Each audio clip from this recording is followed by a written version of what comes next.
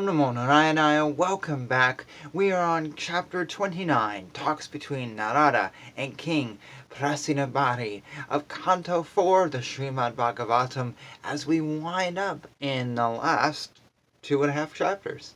Here we go. What was previously explained as Kandavega, powerful time, is covered by days and nights named Gandharvas and Gandharvis. The body's lifespan is gradually reduced by the passage of days and nights, which number 360. What was described as Kalakanya should be understood as old age. No one wants to accept old age, but Yavana Raja, who is death, accept old age as his sister. The followers of Yamaraja are called the soldiers of death, and they are known as the various types of disturbances that pertain to the body and mind. Prajvara represents the two types of fever, extreme heat and extreme cold, typhoid and pneumonia. The living entity lying down within the body is disturbed by the many tribulations pertaining to providence, to other living entities, and to his own body and mind. Despite all kinds of tribulations, the living entity, subjected to the necessities of the body, mind, and senses, and suffering from various types of disease, is carried away by many plans due to his lust to enjoy the world. Although transcendental to this material existence, the living entity, out of ignorance, accepts all these material miseries under the pretense of false egoism, that being I and mine. In this way, he lives for 100 years within this body. The living entity by nature has minute independence to choose his own good or bad fortune. But when he forgets his Supreme Master, Lord Vishnu, he gives himself up to the modes of material nature. Being influenced by the modes of material nature, he identifies himself with the body, and for the interest of the body becomes attached to various activities. Sometimes he is under the influence of the mode of ignorance, sometimes the mode of passion, and sometimes the mode of goodness. The living entity thus gets different types of bodies under the modes of material nature. Those who are situated in the mode of goodness act piously according to Vedic injunctions. Thus they are elevated to the higher planetary systems where the demigods live. Those who are influenced by the mode of passion engage in various types of productive activities in the planetary systems where human beings live. Similarly, those influenced by the mode of darkness are subjected to various types of misery and live in the animal kingdom. Covered by the mode of ignorance in material nature, the living entity is sometimes a male, sometimes a female, sometimes a eunuch, sometimes a human being, sometimes a demigod, a bird, an animal, and so on and so on. In this way, he is wandering within the material world. His acceptance of different types of bodies is brought about by his activities under the influence of the modes of nature. The living entity is exactly like a dog who, overcome with hunger, goes from door to door for some food. According to his destiny, he sometimes receives punishment and is driven out, and at other times receives a little food to eat. Similarly, the living entity, being influenced by so many desires, wanders in different species of life according to his destiny. Sometimes he is high, and sometimes he is low.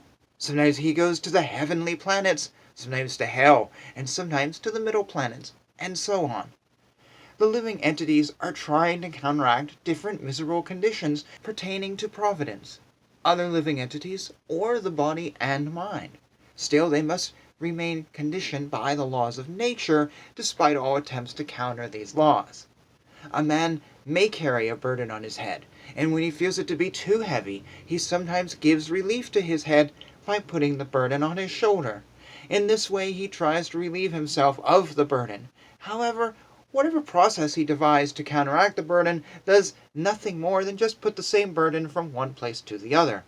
No one can counteract the effects of fruitive activity simply by manufacturing a different activity devoid of Krishna consciousness. All such activity is due to our ignorance. When we have a troublesome dream, we cannot relieve it with a troublesome hallucination.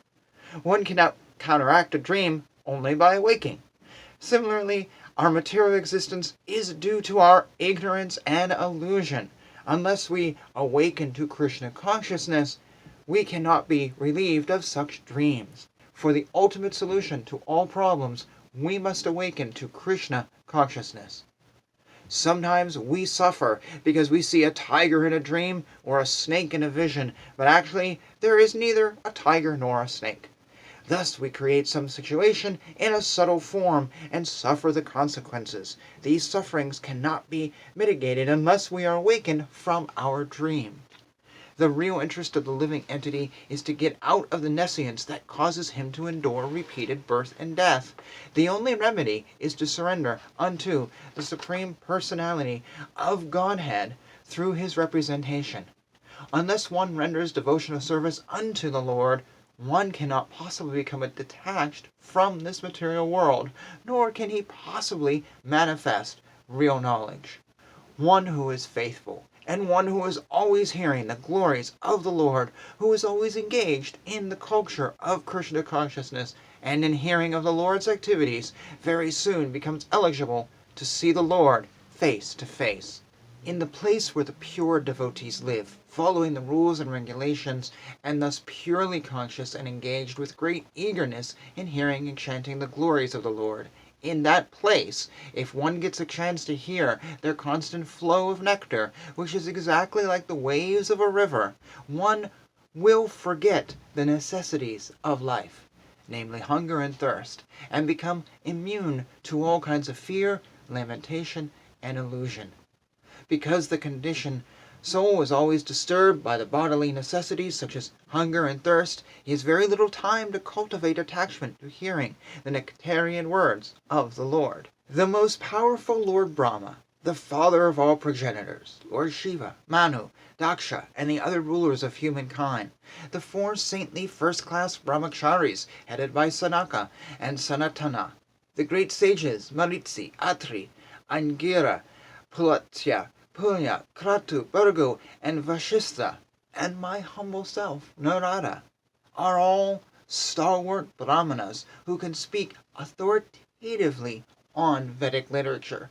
We are very powerful because of austerities, meditation, and education. Nevertheless, even after inquiring about the Supreme Personality of Godhead, whom we always see, we do not know perfectly about him.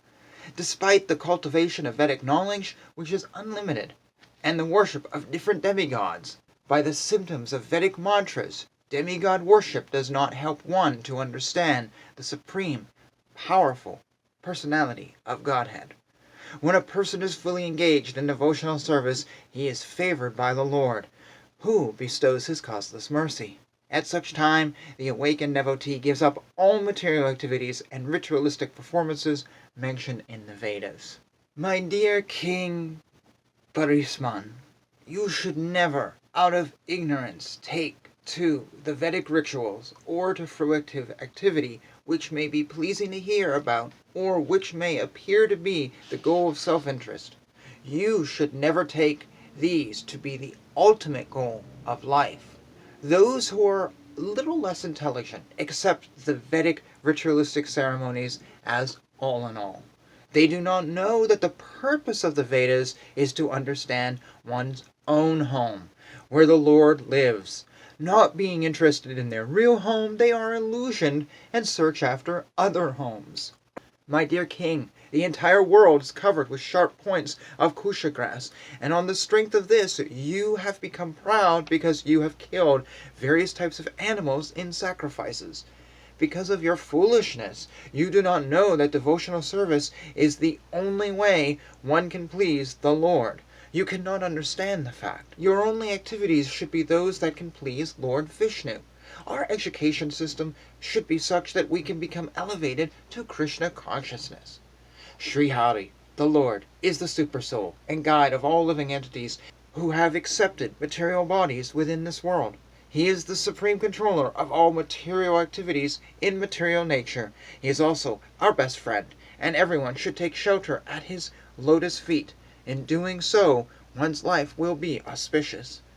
One who is engaged in devotional service has not the least fear in material existence. This is because the Lord is the supersoul and friend of everyone.